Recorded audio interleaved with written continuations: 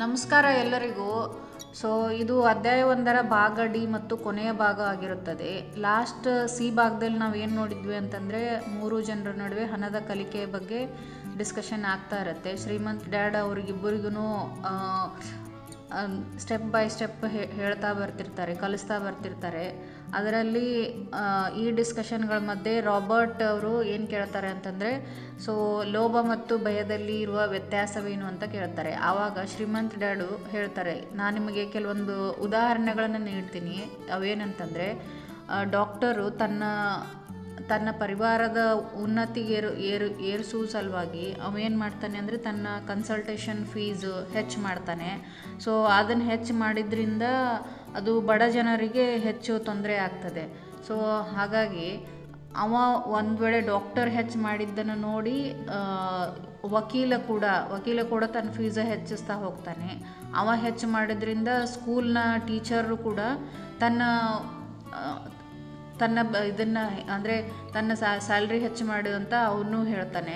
ಹಾಗಾಗಿ ಇದು ಏನಾಗುತ್ತೆ ಅಂತಂದರೆ ಇದು ಎಲ್ಲರ ಮೇಲೂ ಪರಿಣಾಮ ಬೀರ್ತಾ ಹೋಗುತ್ತೆ. ಆವಾಗ ಆಟೋಮೆಟಿಕ್ಕಾಗಿ ಟ್ಯಾಕ್ಸ್ ಎಲ್ಲರೂ ಸರ್ಕಾರಕ್ಕೆ ಹೆಚ್ಚು ಕಟ್ಟೋ ಥರ ಆಗುತ್ತೆ ಅಂತ ಹೇಳ್ತಾರೆ. ಮತ್ತು ಇನ್ನೊಂದು ಮಾತು ಹೇಳ್ತಾರೆ, ಸ್ಕೂಲ್ಗಳಲ್ಲಿ ಹಣದ ವಿಷಯದ ಬಗ್ಗೆ ಜಾಸ್ತಿ ಕಲಿಸೋದಿಲ್ಲ. ಯಾಕಂದರೆ ಅಲ್ಲಿ ಹಣವನ್ನು ಸಂಪಾದನೆ ಮಾಡಲು ಕೆಲಸ ಮಾಡಬೇಕಾದ ಶಿಕ್ಷಣವನ್ನು ಮಾತ್ರ ಕಲಿಸ್ತಾರೆ. ಆದರೆ ಹಣದ ಶಕ್ತಿಯನ್ನು ಹೇಗೆ ಉಪಯೋಗಿಸಬೇಕು ಅನ್ನೋದನ್ನು ಕಲಿಸಲಾಗುವುದಿಲ್ಲ ಅಂತ ಹೇಳ್ತಾರೆ. ಮತ್ತೊಂದು ಮಾತು ಹೇಳ್ತಾರೆ ಶ್ರೀಮಂತ್ ಡ್ಯಾಡ್, ತಮ್ಮ ಭಾವನೆಗಳ ಪ್ರವಾಹದಲ್ಲಿಯೇ ತೇಲಿ ಹೋಗಿ ಯೋಚಿಸುವುದಲ್ಲ ಅಂತ ಅವಾಗ ಹೇಳಿದಾಗ ಮೈಕ್ ಕೇಳ್ತಾನೆ, ಈ ಭಾವನೆಗಳ ಕನ್ಸೆಪ್ಟ್ ಏನು ಅಂತ ಕೇಳ್ತಾನೆ. ಆವಾಗ ಶ್ರೀಮಂತ್ ಡ್ಯಾಡ್ ಹೇಳ್ತಾರೆ, ಯೋಚಿಸುವುದಕ್ಕೆ ನಿಮ್ಮ ಭಾವನೆಗಳನ್ನು ಸರಿಯಾದ ಕ್ರಮದಲ್ಲಿ ಉಪಯೋಗಿಸುವುದಕ್ಕೆ ಕಲಿಯಬೇಕು. ಯಾಕೆಂದರೆ ನೀವಿಬ್ಬರು ಉಚಿತವಾಗಿ ಕೆಲಸ ಮಾಡುವುದರ ಮೂಲಕ ನಿಮ್ಮ ಭಾವನೆಗಳ ಮೇಲೆ ಹತೋಟಿ ಸಾಧಿಸಿ ವಿಜಯವನ್ನು ಪ್ರಾಪ್ತಿ ಮಾಡಿಕೊಂಡಾಗ ನನಗೆ ನಿಜಕ್ಕೂ ಹೆಮ್ಮೆ ಅನ್ನಿಸ್ತಾ ಇತ್ತು. ಅಂದರೆ ನಿಮಗೆ ದುಡ್ಡು ಗಳಿಸೋದ್ರ ಬಗ್ಗೆ ಆಸಕ್ತಿ ಇದೆ ಅಂತ ಅನ್ನಿಸ್ತಾ ಇತ್ತು. ಆದರೆ ನಾನು ನಿಮಗೆ ಹೆಚ್ಚು ಹಣದ ಪ್ರಸ್ತಾವನೆಯನ್ನು ಇಟ್ಟಿದಾಗ ನೀವಿಬ್ಬರು ಮತ್ತೊಮ್ಮೆ ಭಾವನೆಗಳ ಪ್ರತಿರೋಧವನ್ನು ಮಾಡಿದಿರಿ. ಹಾಗಾದಾಗ ನೀವು ಮತ್ತೆ ಭಾವನಾತ್ಮಕ ಉತ್ತೇಜನದ ವಿರುದ್ಧವಾಗಿ ಯೋಚಿಸಲು ಕಲಿಯುತ್ತಿದ್ದೀರಿ ಅಂತ ನನಗನ್ನಿಸ್ತು. ಇದೇ ಮೊದಲ ಹೆಜ್ಜೆ ಆಗಿರುತ್ತದೆ ಅಂತ ಹೇಳ್ತಾರೆ. ಆವಾಗ ರಾಬರ್ಟ್ ಕೇಳ್ತಾರೆ, ಈ ಹೆಜ್ಜೆ ಅಷ್ಟೊಂದು ಮಹತ್ವಪೂರ್ಣ ಯಾಕೆ ಅಂತ ಕೇಳ್ತಾನೆ. ಆವಾಗ ಶ್ರೀಮಂತ್ ಡ್ಯಾಡ್ ಹೇಳ್ತಾರೆ, ನೋಡಿ, ನೀವು ಅದನ್ನು ಪತ್ತೆ ಹಚ್ಚುವುದು ನಿಮ್ಮ ಮೇಲೆ ಇದೆ. ನೀವು ಕಲಿಯುವುದಕ್ಕೆ ಬಯಸುತ್ತಿದ್ದರೆ ನಾನು ನಿಮ್ಮನ್ನು ಮುಳ್ಳುಗಳು ತುಂಬಿರುವ ಬಳ್ಳಿಗಳ ಜಾಗಕ್ಕೆ ಒಯ್ಯುತ್ತೇನೆ. ಅದು ಎಂತಹ ಜಾಗವೆಂದರೆ ಅಲ್ಲಿ ಹೋಗುವುದಕ್ಕೆ ಪ್ರತಿಯೊಬ್ಬನೂ ಕಾತರಿಸುತ್ತಾನೆ. ನೀವು ನನ್ನ ಜೊತೆಗೆ ಬರುತ್ತಿದ್ದರೆ ದುಡ್ಡಿಗಾಗಿ ಕೆಲಸ ಮಾಡುವ ಇರಾದೆಯನ್ನು ಬಿಟ್ಟು ಬಿಡುವಿರಿ ಮತ್ತು ಅದರ ಬದಲು ದುಡ್ಡಿನಿಂದ ತಮಗಾಗಿ ಕೆಲಸ ಮಾಡಿಸಿಕೊಳ್ಳುವುದನ್ನು ಕಲಿಯುವಿರಿ ಅಂತ ಹೇಳ್ತಾರೆ. ಆಗ ರಾಬರ್ಟ್ ಅವ್ರು ಕೇಳ್ತಾರೆ, ನಾವು ನಿಮ್ಮ ಜೊತೆಗೆ ಬಂದರೆ ನಮಗೆ ಏನು ಸಿಗ್ಬೋದು, ನಾವು ನಿಮ್ಮಿಂದ ಏನು ಕಲಿಬೋದು ಅಂತ ಕೇಳ್ತಾರೆ.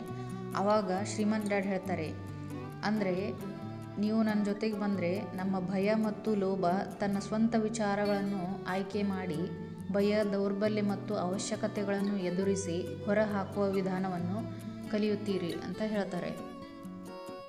ಮತ್ತು ಇನ್ನೊಂದು ಮಾತು ಹೇಳ್ತಾರೆ, ನಾನು ನಿಮಗೆ ಮೊದಲೇ ಹೇಳಿದ್ದೆ, ಅದೇನೆಂದರೆ ನೌಕರಿ ಒಂದು ದೀರ್ಘಕಾಲೀನ ಸಮಸ್ಯೆಯ ಅಲ್ಪಕಾಲೀನ ಪರಿಹಾರವಾಗಿದೆ.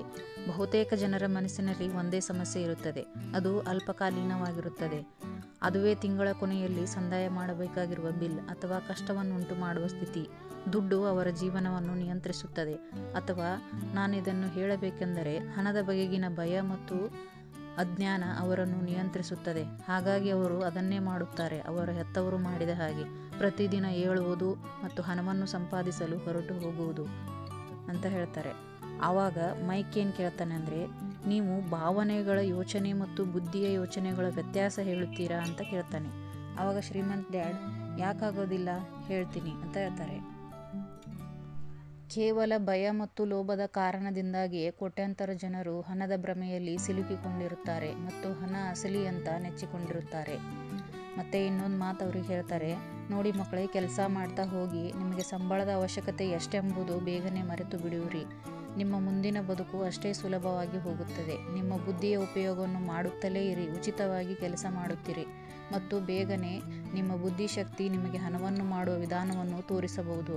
ಅದರಿಂದ ನಿಮಗೆಷ್ಟು ಸಂಪಾದನೆಯಾಗುತ್ತೋ ಎಂದು ಅದನ್ನು ನಾನು ಹೇಳಲು ಸಾಧ್ಯವಿಲ್ಲ. ನೀವು ಎಂತಹ ವಸ್ತುಗಳನ್ನು ನೋಡುತ್ತೀರಿ ಎಂದರೆ ಬೇರೆಯವರು ಅವನ್ನು ಎಂದಿಗೂ ಕಾಣಲಾರರು. ಬಹುತೇಕ ಮಂದಿ ಈ ಅವಕಾಶವನ್ನು ಎಂದಿಗೂ ನೋಡಲು ಸಾಧ್ಯವಿಲ್ಲ, ಯಾಕೆಂದರೆ ಅವರು ಹಣ ಮತ್ತು ಸುರಕ್ಷತೆಯ ತಲಾಶ್ನಲ್ಲಿ ಇರುತ್ತಾರೆ. ಆದ್ದರಿಂದ ಅವರಿಗೆ ಅಷ್ಟೇ ಸಿಗುತ್ತದೆ.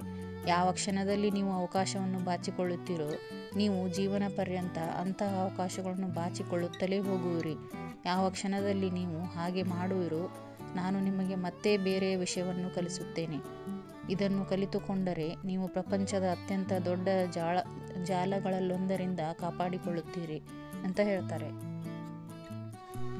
ಆಗ ರಾಬರ್ಟ್ ಅವರು ಹೇಳುತ್ತಾರೆ, ಮುಂದಿನ 2 ವಾರಗಳ ಕಾಲ ನಾವು ಯೋಚಿಸುತ್ತಲೇ ಕಳೆದೆವು, ಮಾತನಾಡುತ್ತಲೇ ಇದ್ದೆವು ಮತ್ತು ಉಚಿತವಾಗಿ ಕೆಲಸ ಮಾಡುತ್ತಲೇ ಹೋದೆವು. ಮುಂದಿನ ಶನಿವಾರ ನಾನು ಮಿಸಸ್ ಮಾರ್ಟಿನ್ನಿಂದ ವಿದಾಯ ಹೇಳುತ್ತಿದ್ದೆ ಮತ್ತು ಕಾಮಿಕ್ ಪುಸ್ತಕಗಳ ಸ್ಟ್ಯಾಂಡನ್ನು ಆಸೆಗಣ್ಣುಗಳಿಂದ ನೋಡುತ್ತಿದ್ದೆ. ಪ್ರತಿ ಶನಿವಾರ 30 ಸೆಂಟ್ ಸಿಗದೇ ಇರುವ ಕಾರಣ ಅತ್ಯಂತ ದುಃಖದ ಮಾತೆಂದರೆ ನನ್ನಲ್ಲಿ ಕಾಮಿಕ್ ಪುಸ್ತಕಗಳನ್ನು ಕೊಳ್ಳಲು ಹಣವಿರಲಿಲ್ಲ.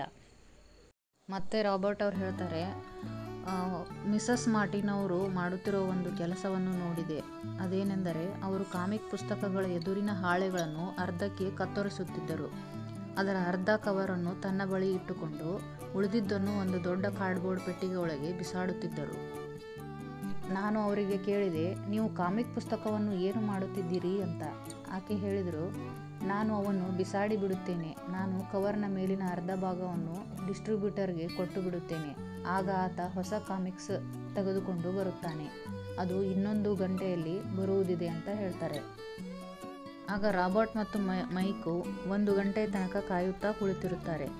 ಆವಾಗ ಡಿಸ್ಟ್ರಿಬ್ಯೂಟರ್ ಬಂದು ಬಿಡುತ್ತಾನೆ.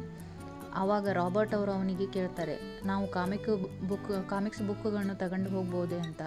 ಆತ ಏನು ಹೇಳ್ತಾನೆ ಅಂತಂದರೆ ಅವನಿಗೆ ಖುಷಿ ಆಗುತ್ತೆ. ಅಂದರೆ ಅವನು ಏನು ಹೇಳ್ತಾನೆ ಅಂದರೆ ನೀವು ಅವನು ತೊಗೊಂಡು ಹೋಗ್ಬೋದು ಅಂತ ಹೇಳ್ತಾನೆ. ಸ್ಟೋರ್ನಲ್ಲಿ ಕೆಲಸ ಮಾಡೋದ್ರಿಂದ ಕೊಡುತ್ತಿದ್ದೇನೆ ಅಂತಂದ ಯಾರಿಗೂ ಹೇಳಬೇಡಿ ಅಂತ ಹೇಳ್ತಾನೆ, ಮಾರಾಟ ಮಾಡಬೇಡಿ ಅಂತ ಹೇಳ್ತಾನೆ.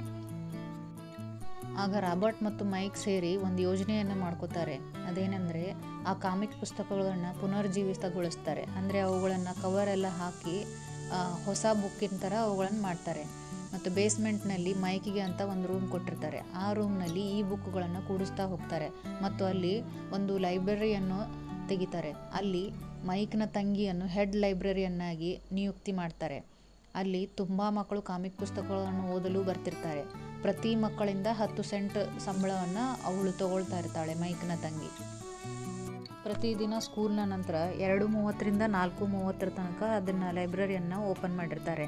ಅಂದರೆ ಅಲ್ಲಿನ ಆಸ್ಪಾಸಿನ ಮಕ್ಕಳೆಲ್ಲ ಬಂದು ಅಲ್ಲಿ ಕಾಮಿಕ್ಸ್ ಪುಸ್ತಕಗಳನ್ನು ಎಷ್ಟು ಬೇಕಾದರೂ ಓದಲು ಇವರು ಅನುಮತಿಯನ್ನು ಕೊಟ್ಟಿರ್ತಾರೆ. ಯಾಕಂದರೆ ಒಂದು ಕಾಮಿಕ್ ಪುಸ್ತಕಕ್ಕೆ 10 ಸೆಂಟ್ ಅವರು ಕೊಡ್ತಿರ್ತಾರೆ ಅವ್ರಿಗೆ. ಆವಾಗ ಮಕ್ಕಳು ಹೊರಡೋ ಸಮಯದಲ್ಲಿ ಮೈಕ್ನ ತಂಗಿ ಎಲ್ಲರಿಗೂ ಚೆಕ್ ಮಾಡ್ತಿರ್ತಾಳೆ. ಅದೇನೆಂದರೆ ಯಾರಾದರೂ ಕಾಮಿಕ್ ಪುಸ್ತಕವನ್ನು ಮುಚ್ಚಿಟ್ಕೊಂಡು ಏನಾದರೂ ಹೋಗ್ತಾ ಇದ್ದಾರಾ ಅಂತ ಅವಳು ಪ್ರತಿದಿನ ಚೆಕ್ ಮಾಡ್ತಿರ್ತಾಳೆ ಮತ್ತು ರಿಜಿಸ್ಟ್ರಲ್ಲಿ ಅದನ್ನು ಎಂಟ್ರಿ ಮಾಡ್ತಿರ್ತಾಳೆ. ಎಷ್ಟು ಮಕ್ಕಳು ಬರ್ತಾರೆ, ಎಷ್ಟು ಅವರು ಓದ್ತಾರೆ, ಎಷ್ಟು ಗಂಟೆ ಓದ್ತಾರೆ ಅವರು ಅಂಥೇಳಿ ಅವಳು ದುಡ್ಡನ್ನು ಕಲೆಕ್ಟ್ ಮಾಡ್ತಿರ್ತಾಳೆ. ಇದರಿಂದ ಮೈಕ್ ಮತ್ತು ರಾಬರ್ಟ್ ಪ್ರತಿ ವಾರಕ್ಕೆ ಅವರು ಸರಾಸರಿ $9.25 ಅವರು ಸಂಪಾದನೆ ಮಾಡ್ತಿರ್ತಾರೆ. ಅದರಲ್ಲಿ $1 ಮಾತ್ರ ಅವಳಿಗೆ ಮೈಕ್ನ ತಂಗಿಗೆ ಕೊಡ್ತಿರ್ತಾರೆ. $1 ಕೊಟ್ಬಿಟ್ಟು ಮತ್ತು ಅವಳಿಗೆ ನೀನು ಎಷ್ಟಾದರೂ ಓದ್ಬೋದು ಅಂತ ಅವಳಿಗೆ ಆ ಅವಕಾಶವನ್ನು ಕೊಟ್ಟಿರ್ತಾರೆ ಅವರಿಗೆ. ಅದರಲ್ಲಿ ತುಂಬ ಯಾವುದಾದ್ರೂ ಕಾಮಿಕ್ ಪುಸ್ತಕಗಳು ಹಳೆಯದಾದರೆ ಅವುಗಳನ್ನು ಇವರೇ ಸುಟ್ಟು ಹಾಕ್ತಿರ್ತಾರೆ. ಆದರೆ ಡಿಸ್ಟ್ರಿಬ್ಯೂಟರ್ಗೆ ಒಂದು ಮಾತು ಕೊಟ್ಟಿರ್ತಾರೆ, ಯಾವುದೇ ಪುಸ್ತಕಗಳನ್ನು ಮಾರಾಟ ಮಾಡೋದಿಲ್ಲ ಅಂತ. ಆ ಮಾತನ್ನು ಅವರು ಉಳಿಸ್ಕೊತಾರೆ. ಅಷ್ಟು ಸಣ್ಣ ವಯಸ್ಸಲ್ಲಿ ಅವ್ರಿಗೆ ಇನ್ನೊಂದು ಅರಿವಾಗುತ್ತೆ. ಅದೇನೆಂದರೆ ಒಬ್ಬರು ಒಳ್ಳೆಯ ಕೆಲಸಗಾರನ ಹುಡುಕೋದು ಎಷ್ಟು ಕಷ್ಟ ಅಂತ ಅವ್ರಿಗೆ ಗೊತ್ತಾಗುತ್ತೆ. ಯಾಕಂದರೆ ಮೈಕ್ನ ತಂಗಿ ಅಷ್ಟು ಸಿನ್ಸಿಯರಾಗಿ ಕೆಲಸ ಮಾಡ್ತಿರ್ತಾಳೆ ಅಲ್ಲಿ. ಅವಳಂಥ ಕೆಲಸಗಾರ್ತಿಯನ್ನು ನಾವು ಎಲ್ಲೂ ನೋಡೇ ಇಲ್ಲ ಅಂತ ಅವರು ಮನವರಿಕೆ ಮಾಡ್ಕೋತಾರೆ ಇಬ್ಬರು. ಆದರೆ ಲೈಬ್ರರಿ ತೆರೆದ 3 ತಿಂಗಳ ಬಳಿಕ ಅಲ್ಲಿ ಜಗಳವಾಗಿ ಬಿಡುತ್ತೆ. ಅದೇನೆಂದರೆ ಪಕ್ಕದ ಆವರಣದ ಕೆಲವು ಕಿಡಿಗೇಡಿಗಳು ಬಂದು ಜಗಳ ಮಾಡ್ತಾರೆ. ಅದರಿಂದ ಆ ಕೆಲಸ ಅಲ್ಲಿಗೆ ಮುಗಿದು ಬಿಡುತ್ತೆ. ಆಗ ಮೈಕ್ನ ಡ್ಯಾಡ್ ಲೈಬ್ರರಿ ಮುಚ್ಚೋಕೆ ಹೇಳ್ತಾರೆ. ಆಗ ಸ್ಟೋರ್ ರೂಮ್ನಲ್ಲಿ ಕೆಲಸ ಮಾಡೋಕೆ ಕೂಡ ನಿಲ್ಲಿಸೋಕೆ ಹೇಳ್ತಾರೆ. ಯಾಕೆಂದರೆ ಮೈಕ್ನ ಡ್ಯಾಡ್ ಅಂದರೆ ಶ್ರೀಮಂತ್ ಡ್ಯಾಡ್ಗೆ ಅರ್ಥ ಆಗಿರುತ್ತೆ ಇವರು ಮೊದಲ ಪಾಠವನ್ನು ಚೆನ್ನಾಗಿ ಕಲ್ತಿದ್ದಾರೆ ಅಂತ.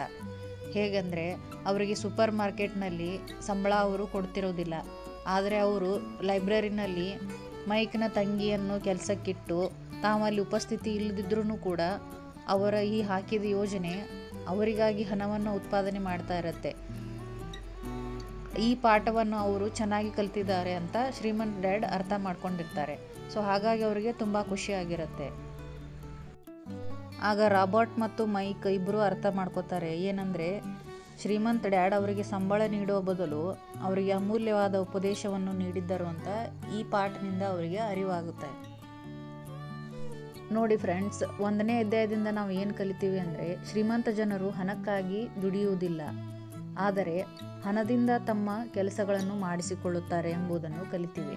ಅದೇನಂತಂದರೆ ಈಗಾಗಲೇ ನಾವು ಹಿಂದೆ ನೋಡಿರೋ ಪ್ರಕಾರ ಇದರ ಸಾರಾಂಶ ಹೇಳಬೇಕಂದ್ರೆ ರಾಬರ್ಟ್ ಮತ್ತು ಮೈಕ್ ಅವರು ಫ್ರೆಂಡ್ಸ್ ಇಬ್ಬರೂ ಸೊ ಮೊದಲ ದಿನಗಳಲ್ಲಿ ಏನು ಮಾಡ್ತಾರೆ ಅಂತಂದರೆ ಅವರು ಹಣವನ್ನು ಹೇಗೆ ಗಳಿಸಬೇಕು 9ನೇ ವರ್ಷದ ವಯಸ್ಸಿಗೆ ಥಿಂಕ್ ಮಾಡೋಕ್ಕೆ ಸ್ಟಾರ್ಟ್ ಮಾಡ್ತಾರೆ. ಆವಾಗ ಅವರಿಗೆ ಟೂತ್ಪೇಸ್ಟ್ನ ಟ್ಯೂಬ್ಗಳಿಂದ ಸೀಸದ ನಾಣ್ಯ ತಯಾರಿಸಬೇಕು ಅಂತ ಅವರಿಗೆ ತಲೆನಲ್ಲಿ ಬರುತ್ತೆ. ಆಮೇಲೆ ಈಗ ರಾಬರ್ಟ್ ಅವ್ರ ತಂದೆ ಬಡ ಡ್ಯಾಡ್ ಇರ್ತಾರಲ್ಲ, ಅವರು ಏನು ಹೇಳ್ತಾರೆ ಅಂತಂದರೆ ನೀವು ಹಣವನ್ನು ಗಳಿಸಬೇಕಾದ್ರೆ ಶ್ರೀಮಂತ್ ಡ್ಯಾಡ್ ಅಂದರೆ ಮೈಕ್ನ ತಂದೆಯನ್ನು ಸಲಹೆಯನ್ನು ಅವರು ಕಲಿಸುವ ಪಾಠವನ್ನು ನೀವು ಕಲಿತ್ರೆ ನೀವು ಮುಂದೆ ಜೀವನದಲ್ಲಿ ಕಲಿಬೋದು, ಹಣವನ್ನು ಹೇಗೆ ಗಳಿಸ್ಬೋದು. ಯಾಕಂದರೆ ಅವರಿಗೆ ತುಂಬ ನಾಲೆಜ್ ಇದೆ ಅಂತ, ಆ ವಿಷಯದಲ್ಲಿ ಅವರಿಗೆ ನಾಲೆಜ್ ಇದೆ ಅಂತ ಹೇಳ್ತಾರೆ. ಅವರು ಅದೇ ಬಡ ಡ್ಯಾಡ್ ಅವರಿಗೆ ದಾರಿ ತೋರಿಸ್ತಾರೆ. ಫಸ್ಟ್ ಆ ವಿಷಯದಲ್ಲಿ ಅವರು ದಾರಿ ತೋರಿಸ್ತಾರೆ, ಮತ್ತು ಶ್ರೀಮಂತ ಡ್ಯಾಡ್ ಅವರಿಗೆ ಕಲಿಸೋ ನಿರ್ಧಾರ ಮಾಡ್ತಾರೆ. ಆವಾಗ ಅವರಿಗೆ ರಾಬರ್ಟ್ ಮತ್ತು ಮೈಕಿಗೆ ಏನು ತಲೆನಲ್ಲಿ ಬರುತ್ತೆ ಅಂತಂದರೆ ನಂತರದ ದಿನಗಳಲ್ಲಿ ಅವರು ತಮ್ಮ ಸೂಪರ್ ಮಾರ್ಕೆಟ್ಗಳಲ್ಲಿ ಕೆಲಸ ಮಾಡೋಕ್ಕೆ ಹೇಳ್ತಾರೆ. ಅಂದರೆ ಮೊದಲು ಕೆಲವು ವಾರಗಳ ತನಕ ಅವರಿಗೆ ಸಂಬಳ ನೀಡ್ತಾರೆ, ಮತ್ತು ನಂತರದ ದಿನಗಳಲ್ಲಿ ಸಂಬಳ ಕೊಡೋದೇ ಇಲ್ಲ, ನೀವು ಹಾಗೆ ಕೆಲಸ ಮಾಡಬೇಕು ಅಂತ ಹೇಳ್ತಾರೆ. ಸೊ ಅದನ್ನು ಅವರು ಮಾಡ್ತಾ ಹೋಗ್ತಾರೆ.